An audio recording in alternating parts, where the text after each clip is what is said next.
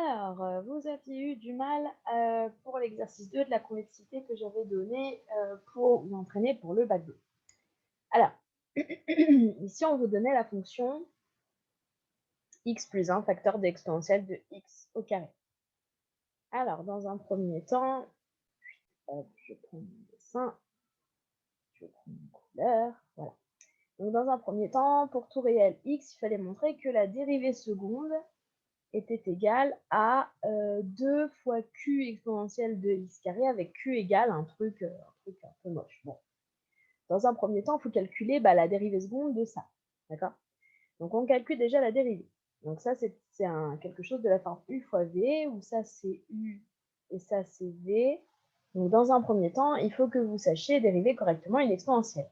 Je vous rappelle que la dérivée de exponentielle de u, avec une magnifique souris, c'est u' exponentielle de u. Voilà. Donc, je dérive ce que j'ai en exposant. C'est un u, ça. Hein. Je dérive ce que j'ai en exposant, je le mets devant, et du coup, j'ai ma dérive. Donc ici, pour exponentielle de moins x carré, quand vous dérivez moins x carré, ça fait moins 2x, donc vous mettez le moins 2x devant, et ça fait moins 2x exponentielle de moins x carré.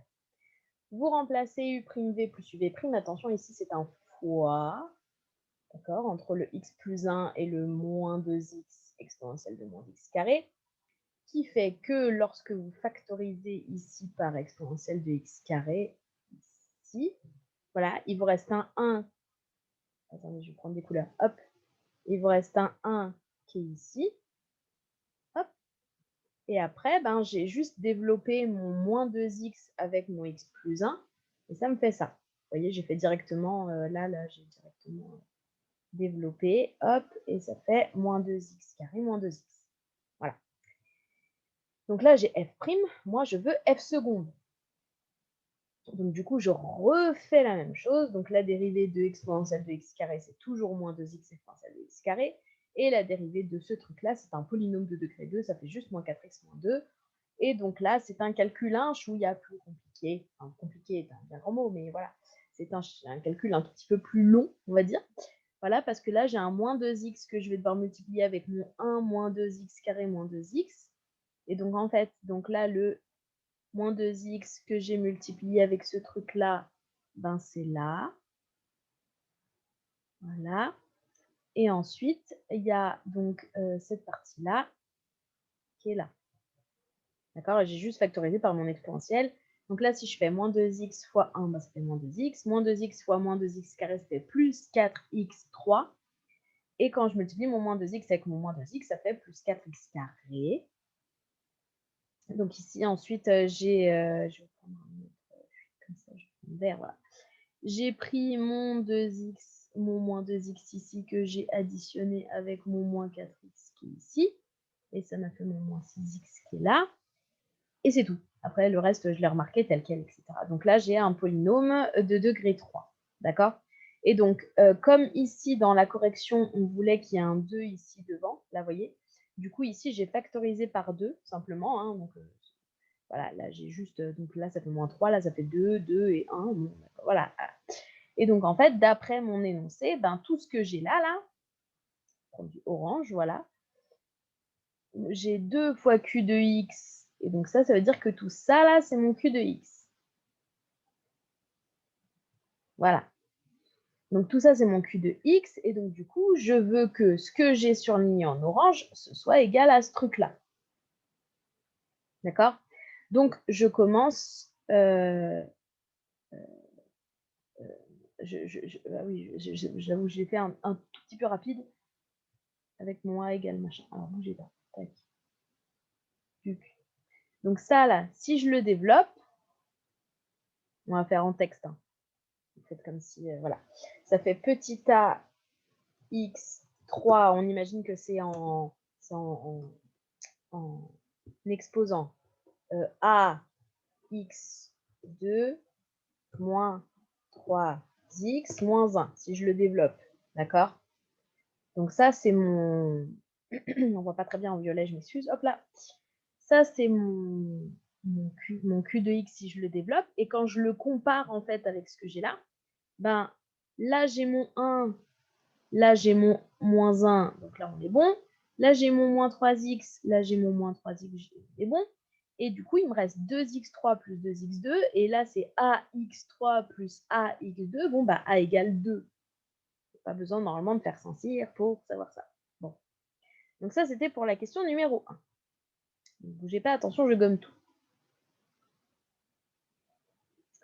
Voilà. Alors, ça, c'était pour la partie. Donc du coup, question numéro 2, on peut écrire Q de x égale bidule, bidule, bidule avec alpha et bêta égale. Alors du coup, là, on se rappelle que je viens de montrer question 1, que là, j'avais A qui était égal à 2. Vous vous rappelez? Je viens de montrer ça, question 1. Donc du coup, je vais commencer par développer mon Q de x. Oups. Je vais commencer par développer mon Q de x. D'accord? Q de x, on me dit que c'est égal à ça avec alpha, bêta. Ok, pas de problème. Je développe tout, je fais ça fois ça, ça fois ça, et ça fois ça. Hop, et c'est tout ça. Et ensuite, je fais pareil avec le moins 1. D'accord, je fais moins 1 fois ça, moins 1 fois ça, moins 1 fois ça, et ça me fait tout ça. Voilà. Donc du coup, attention, je vais gommer. Donc une fois que j'ai fait tout ça et que j'ai tout développé, j'ai tout gommé pour qu'on puisse bien voir. Je regarde tous les termes qui dépendent de x carré, de x3, de tout seul, de voilà. Donc du coup, là dans mon truc, j'ai donc celui-là qui est en x3, bon, et après là j'ai que celui-là qui est en x3. Après j'ai celui-là qui est en x2 et celui-là aussi. D'accord, donc je les ai mis là, là. Voilà. Et ensuite, j'ai celui-là et celui-là qui sont en X. Et du coup, je les ai mis là, j'ai factorisé. D'accord. Et après, j'ai mon bêta qui est tout seul. D'accord. Donc, j'ai juste oublié de mettre le truc en rouge. Mais voilà. Et donc, dans celui que je veux, d'accord, le Q de X là que j'ai remarqué en dessous, d'ailleurs, c'est exactement le même. Moi, celui-là, là, je veux que donc Q de X, d'après ce que j'ai marqué là, on est d'accord. Attendez, hop, là je baisse. Non, je peux pas, donc je déplace, voilà. Dans ce que j'ai marqué là, on est d'accord que c'est 2x3 plus 2x2 moins 3x moins 1. C'est très exactement la même chose que ce que j'ai trouvé tout là-haut là, quand j'avais fait ma dérivée seconde. Et c'est exactement la même ligne que j'ai marquée là. D'accord? Donc, du coup, je n'ai plus qu'à identifier. D'accord? Donc, ça veut dire que là, ce qui dépend de x carré, ça doit être 2. D'accord? Donc, ce qui dépend de x carré, ça doit être 2. Alors, je ne l'ai pas utilisé, hein, ce truc-là. Donc, ça, je ne l'ai pas utilisé non plus. Voilà. J'ai utilisé ce qui était en vert et j'ai utilisé ce que je n'avais pas souligné. Voilà. Donc, ça, c'est vert. Et là, j'ai utilisé voilà, juste le stylo noir. Voilà. Alors, ici, j'ai que le moins bêta qui est tout seul. Et là, j'ai que le moins 1 qui est tout seul. Moins bêta égale moins 1, ça me fait bêta égale 1. D'accord? Ça, c'était facile à trouver. Et après, je pouvais soit utiliser ce truc-là en disant que alpha moins 2, c'était x, et donc trouver alpha moins 2, c'était 2, et donc trouver alpha égale 2. Soit je pouvais dire que bêta, donc maintenant que je sais que bêta est égal à 1, que 1 moins alpha, ça faisait moins 3. Donc, c'est ce que j'ai mis là. Bêta moins alpha égale moins 3. Donc, 1 moins alpha égale moins 3. Donc, alpha égale 4. Puisque 1 moins 4 égale moins 3. Vous voyez? Et c'est comme ça que j'ai trouvé alpha et bêta. C'est de l'identification, on appelle ça. Et ce n'est a priori pas très compliqué quand même, vous voyez?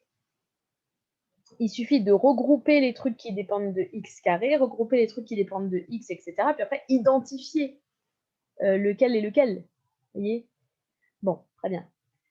Question numéro 3, quel est le nombre de points d'inflexion du graphe de f? Alors, pourquoi est-ce qu'on vous a cassé les bonbons à faire tout ça au début? Simplement parce que vous ne pouviez pas faire le tableau de signes de ce truc-là en premier abord, puisque le tableau de signes d'un polynôme de degré 3, vous ne savez pas le faire. Or, maintenant qu'il est sous cette forme-là, vous savez faire le tableau de signes d'un polynôme factorisé comme ça, puisque vous savez que ce truc-là est égal à 0. Enfin, déjà, vous pouvez faire une ligne pour celui-là, une ligne pour celui-là. Et en plus, vous savez que la multiplication de deux trucs est égale à 0 si l'un des deux trucs est égal à 0. Donc là, vous avez x égale 1. Et là, vous pouvez faire un delta solution. C'est très exactement ce que j'ai fait là. Donc là, si q de x, c'est x moins 1. Du coup, j'ai remplacé alpha et bêta par 4 et 1. Hein. C'est 2x carré plus 4x plus 1. Du coup, là, j'ai mon x moins 1 égale 0 qui me donne x égale 1. Hop, et ici, je peux faire un delta solution. D'accord? Pour avoir deux solutions qui étaient moins 2 plus racine de 2 sur 2 et moins 2 moins racine de 2 sur 2. C'est des solutions moches, mais c'était les solutions. Bon. Et donc, du coup, ici, donc j'avais, je vous rappelle que, ma fonction, c'est ça, d'accord? Donc, il me fallait une ligne pour le 2. Alors, une ligne pour le 2, moi, je l'ai mis directement avec l'exponentielle parce que du coup, bah, c'est juste multiplié par 2, quoi, donc ça va. Donc, j'ai fait une ligne pour le 2 exponentielle de x carré, d'accord, qui est là. Et ensuite, bah, j'ai fait deux lignes pour le q parce que le q est en deux parties, d'accord. Donc, ça et ça fait votre q de x, d'accord. Et donc, l'exponentielle est toujours positive, fois 2 c'est toujours positif, donc tout ça c'est toujours positif. Donc ça, c'est parce que l'exponentielle est toujours positive, strictement. X moins 1, il s'annule en 1, c'est une fonction affine avec un a égal à 1 positif, donc du coup c'est plus et moins, moins, moins, moins, moins ici. Et après, ça c'est mon polynôme de degré 2 avec mes deux solutions. Alors là, les deux solutions, il faut bien faire attention de bien les mettre par rapport au 1. Là, les deux solutions, si vous les tapez à votre calculatrice, elles sont toutes les deux plus petites que 1. Il faut les mettre dans l'ordre croissant, bien évidemment, sinon c'est plus drôle, quoi. Voilà. Et donc, votre polynôme de degré 2 a un a positif. Donc, du coup, c'est positif à l'extérieur des racines et négatif à l'intérieur. Et je peux faire le tableau-de-signe de tout ça, puisque je vous rappelle que vous ne pouvez faire le tableau-de-signe comme ça avec les équivalences que si vous avez des multiplications ou des divisions. Si vous avez des additions et des soustractions, vous ne pouvez pas.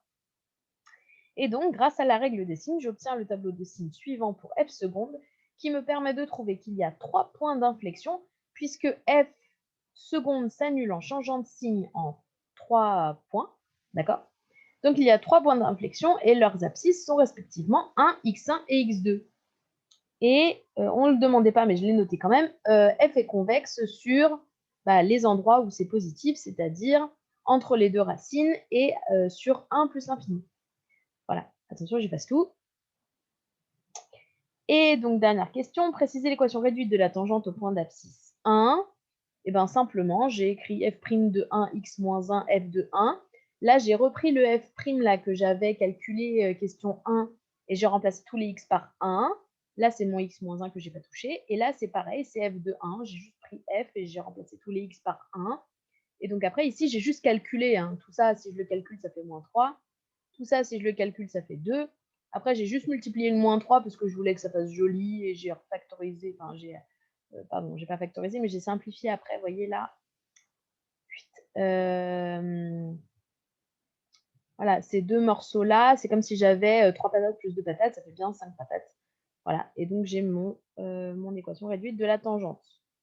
Voilà, je vous rappelle que réduite, ça sous-entend que là, vous avez multiplié le f' de 1 dans votre x-1 pour avoir l'équation vraiment réduite sans facteur, parenthèse, etc. Voilà, alors j'espère que c'était déjà plus clair. Attention, je gomme, hop là. Ce qu'il faut retenir de ça, premièrement, c'est que à la limite, l'identification, voilà, moi, ça me paraît pas très très compliqué vu que vous mettez juste les trucs en dessous, vous regardez, par exemple, que ce truc-là, ça doit être égal à 2, etc. Donc, c'est pas très compliqué. Mais le plus important dans ce chapitre, premièrement, c'est de savoir dériver correctement ça 2 fois. Entre guillemets, la première partie de la première question, c'est presque le plus important parce qu'il faut absolument que ce genre de fonction, vous sachiez le dériver correctement avec un u sur v correct de A à Z de tout, quoi. Ça. Deuxième truc qui est très important, c'est savoir faire le tableau de signes d'un truc un peu compliqué. Donc, notamment avec quand il y a plusieurs machins, bon, il faut que vous sachiez faire le tableau de signes d'un truc qui est un petit peu long. Et bien évidemment que vous reteniez le lien entre la convexité, les points d'inflexion et f seconde, et que vous vous rappeliez de l'équation réduite de la tangente. Sinon, ça devrait être tout. Voilà, bon courage à vous pour vos révisions.